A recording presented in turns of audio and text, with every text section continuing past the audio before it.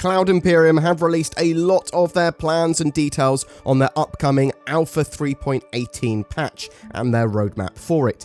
It has a lot more features than I expected. We know that early Evocati PTU testing is going to start pretty soon for that patch, so that's limited, closed testing for the couple of thousand players that are Evocati. We know the testing cycle for this patch is going to be a long one, 2 to 3 months at least, so we might not see a live build until late October, November, maybe later. I think it could take over the whole of the development for the rest of the year potentially. Though that said, last time Cloud Imperium talked about it, they still said they planned for an Alpha 3.19 patch for the end of the year, so that's sort of mid-December typically. We know that there's a planned persistence wipe for Alpha 3.18, and I would expect a full wipe including ships, items, Alpha UEC, reputation, just due to the extensive changes. Obviously, you'll keep anything that you've bought with real money or promotional items, but anything that you earned in-game, that'll get wiped. So, what's planned for that Alpha 3.18 patch in terms of features now? Firstly, let's look at plans for points of interest, environments, and new mission areas, which 3.18 now has in plentiful supply. Daymar Crash Site, a derelict settlement on Daymar using parts of the Star Runner and 600i, as well as some HABs adapted to the biome to create a point of interest with some type of activity, puzzle, traversal, hostile AI, missions, etc., as well as rewards for completion. So, this is much more of a little outpost where players will be visiting regularly. We saw from Alpha 3.17.2 with the colonial outposts and reclaimer settlements that they added, those areas and things like that, they're going to start to fill out the verse and its planets and moons, giving rich and interesting locations that Cloud Imperium can rapidly build out and then add mission content and lots of interesting gameplay content too. I think that we can probably expect to see the Mercury Star Runner and 600i derelicts added to other places at the same time, so expect to see them in space as part of missions on the ground. Though that's not a confirmation, it's just my expectation. New rivers in Stanton, setting up biome-specific object rule sets around bodies of water and distributing those by placing additional rivers and lakes on Microtech and Hurston. We saw the updated river tech, and it's good to know that they're going to see sort of multiple rivers on Microtech and Hurston planned for this patch, as well as lakes where the rivers will be coming out of or going to, as they sort of go towards the sea. Or towards a large lake, and we know that Cloud Imperium want to have them sort of spawning at appropriate areas rather than just like in a field. They want them to sort of start at mountaintops or in believable places. On a side note, anything they do with like river tech, that's a good indicator that they're also getting some good data and sort of a work in with roads as well. Similar sort of tech used. Kind of. Sand Cave Archetypes, establishing the visual language, creation pipeline, and quality standard for a new Sand Cave archetype. With this release, cave networks using this archetype will be placed throughout the Stanton system, so you're going to see this sort of cave on Daymar, and anywhere else that they want to have a sand cave, or there's a sand biome, or they go, actually, there'd be sand deposits here, or something similar, something that's grainy. I mean, in the future, you can expect loads of different variations based on biome types, and different colours of sand and all that sort of stuff, but Cloud Imperium are going to be building out things like ice caves and other biome-based caves in the future too. Security Post Korea reactivation. So SBK will be taking a more central role in Stanton security. Crusader Security have moved in full-time staff and have begun storing confiscated contraband aboard. The station will be off-limits to all civilians, unless given prior authorization. So that doesn't mean you can't go there, it just means, well, it's an offense to go there. I'm expecting various new mission and events tied to this area, as well as somewhere you can still go to hack your or someone else's rating down. That's going to be awesome if you could pay someone else to hack your rating down, but expect like missions to go there to grab some evidence. You're like, actually, we need to get this evidence out of here before someone's prosecuted. Maybe you are actually bringing evidence to that facility. I'm glad they're starting to actually build up that area and make SPK much more interesting and potentially a hot point of activity. Sandbox prison activities. Expansion of prison gameplay with a new suite of missions and sandbox activities to give inmates more opportunities to earn merits or to aid in their escape from prison. Klesha Prison is an interesting one as it's a bit more unique of a location at the moment. In the future, we're going to have like many prisons, I believe, in different star systems, but at the moment, I suppose Klesha's updates are a really good test of other gameplay mechanics and depth for locations, because they can sort of have quite unique puzzles and ways to escape, and stealth gameplay also tested in a potentially pretty solid little microclimate for that type of content, and you'll see that being used elsewhere. It could be tested for lots of different reasons and things like that. It's cool. I'm hoping that we see prison missions sort of tied to that area more, with people trying to break into prison, break people out of prison, sort of defend the prisons, things like that. New missions at Orison. Bounty, Assassinate, Clear All, and other missions to take place on the platforms created for the Siege of Orison, which in future will be distributed across the planet of Crusader to create further content. This is great to see. Crusader is massive, and the platforms there are great for exploration and mission content. I hope we see the surfaces of other planets covered in points of interest and content too in the future. And that's what I want to see with dynamic events and points of interest that Cloud Imperium build out. I want to see them used for a wide variety of other purposes and to sort of expand just general gameplay content. Environmental space missions. Implementation of new missions and scenarios that players will encounter as they wander around an area of space. The missions that appear will be based on the probability volumes that the player is currently in. Great. More mission content that's appropriate for the area of space or planet I'm in is fantastic. I want more content, more things to do, more things to sort of stumble upon. Awesome. New interdiction scenarios. Adding new variations and difficulty levels of interdiction scenarios that players will come across while quantum traveling. It's likely that these will be affected by the dynamic universe system, having appropriate factions and forces for the area. Once these are in, I would expect players to potentially get escorts more regularly, larger ships to be taken more often, the economy to react somewhat to higher threats, more combat service beacons going out for help when a player gets jumped.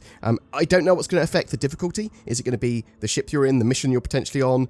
Is the area dangerous based on what's happening in the universe? We'll have to wait and see.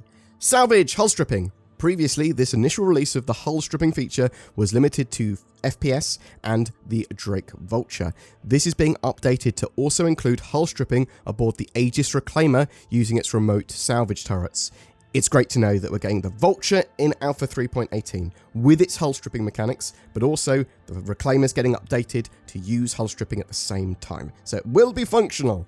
We will also be able to use a hand tool to do some limited hull stripping and use that material in the repairing of hulls too, assumedly covering up holes and increasing the ship's health, again, of the sort of ship section that you're repairing. Classic Race Mode Overhaul. A complete overhaul of all systems and maps in Arena Commander's Classic Race Mode. Improvements include a complete refactor of the checkpoint entity and race manager system, improvements to scoring, a complete rework of all 3 New Horizons Speedway maps, as well as a new map, the Snake Pit. This is interesting, as the Snake Pit is also in the Persistent universe. So we might start seeing various racetracks appear in the Persistent universe and Arena Commander.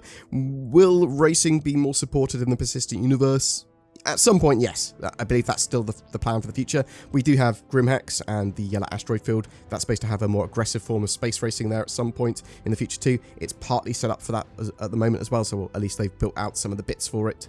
People used to love racing in Star Citizen as well, so updating the Arena Commander Classic Race Mode, cool, great. If it's good fun, and people get onto it, and it's a good laugh, I'm hoping to see a lot more of it. We still know that there are 2 other massive features planned for Alpha 3.18 as well. The cargo refactor. So this refactor of the ship's cargo system will allow both found and purchased cargo to be picked up, moved around, and placed into the cargo grid of a ship. So this is commodity cargo, not just cargo boxes and things like that.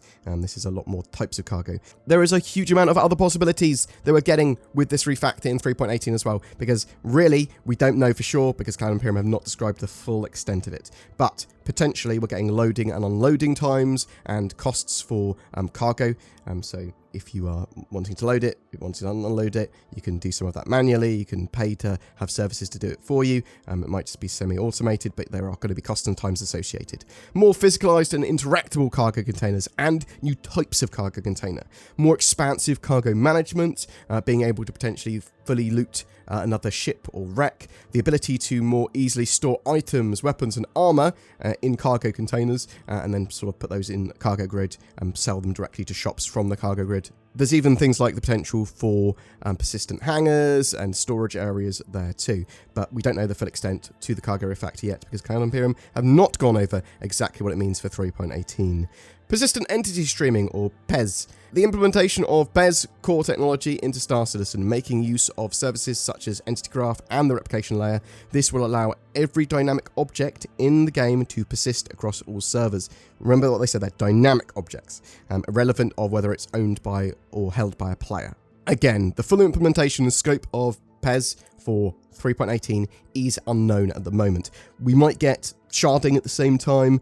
This is a major step towards server meshing, and there could be some impressive network updates, but we don't know if at this stage items dropped by a player will remain there on the server, or be loaded in and out when a player logs in or out, or if, the servers save the data, so they stay there, but then the player will actually be, they're trying to load the player back into the same server where they logged off previously. Because if servers are saving data, well, that's great, because it doesn't matter if they crash, because they can just reload the data back in. We could start to see some great redundancy for servers as well. I would also expect to see a level of importance of items and things dropped. So if you're just littering an empty can at a landing zone, that's likely going to be cleared up. There's going to be people walking around clearing up litter. Maybe there'll be missions and jobs for it as well. That'd be fantastic. But like shell casings, they're probably not going to be tracked. They're not a dynamic object. Once we know the full extent of exactly what we're getting for 3.18 with persistent entity streaming, we will talk about it in some more detail as well. I think that's quite a lot of content. There's a lot going on with Alpha 3.18 now. And part of that sort of expansive sort of point of interest, gameplay area, mission area, is thanks to Star Citizen's tooling, which has admittedly taken a long time, but they've actually got some very powerful tools now. But it's also the great work from that Montreal studio that's doing a lot of focused work on that. I do think that 2023, with the expansion of the UK studio and Frankfurt studios, we're going to start to see development and the game really come into its own. I do think we're going to see big strides forward in features and gameplay. Alpha 3.18 is looking like a phenomenal patch, but features can slip or get delayed. Conversely, new features could also get added. If there is a bit more of a substantial netcode overhaul and updates here that are nice and stable, it's going to be a fantastic patch. I'm expecting to see some of the long-standing bugs, like with erratic elevators and lots of jitter and problems with AI, potentially solved in this patch. It's going to be solved, some of them here, some of them for server meshing. That said, the PTU phase is likely to be incredibly buggy. Just spare a thought for the courageous Evocatis that are going to be testing that. I'm an Evocati too, but I'm terrible and lazy, so some of them are genuine champions. It's worth noting as well, there could be, and there's very likely going to be, a new ship or vehicle going to turn it up with that patch straight to flyable. And actually, I think we might see the Hull C as well. Again, that's not a confirmation, but it is my expectation. Boom! That's it for your Alpha 3.18 update. It's great to see the plans for the patch, but what do you think? Are you excited for Alpha 3.18's features? Do you think we will see things like AI reinforcements and planetary nav mesh tech used in many more locations in 3.18? Do you think any of the features will get delayed? When do you think we might see the Evocati phase start? What other features do you want to see in-game ASAP? Could we see even larger server populations beyond 120 players? Or maybe they'll cut server population because it's causing problems. Whatever your thoughts, I'd love to hear from you in the comments below. You're on a plane, it's about to crash. Maybe you're in a jungle and a vicious predator attacks. There's a nuclear war and you're caught short on the toilet. You're drowning in shark-infested waters. How did you get here? What do all these scenarios have in common? That's right, easily preventable with the use of nordvpn.com/BoredGamer. It's like the ultimate survival toolkit, but to aid in internet security and accessibility. Now I can watch my favourite Netflix and anime shows from a different country while I'm lost in the rainforest just before a tiger eats me. Thanks nordvpn.com/BoredGamer. You can get discounts by using the links below. But please note that probably in the case of a plane crash or, you're drowning, NordVPN might not be the most effective solution. Every month we have a Star Citizen ship giveaway. This month we're giving away an RSI Scorpius heavy fighter. This 2-seater powerful heavy fighter allows you to pretend you're in Star Wars with your X-Wing. It comes with a lifetime insurance and access to Star Citizen, so even if you haven't got a Star Citizen account already, you can play the game. To be in for a chance of winning that, just comment on any of my videos made during August. A massive thank you to everyone that subscribed to the channel or just watches my content or comments and likes and shares those videos. It really genuinely does help. And if you want to go the extra mile to help support the channel, you can click on the join button under any of my videos or click on the links to Patreon. It all goes a huge way to help the channel grow and expand. Thank you so much for watching. I hope you have a great time in Alpha 3.17.2 and I hope to see you in the verse.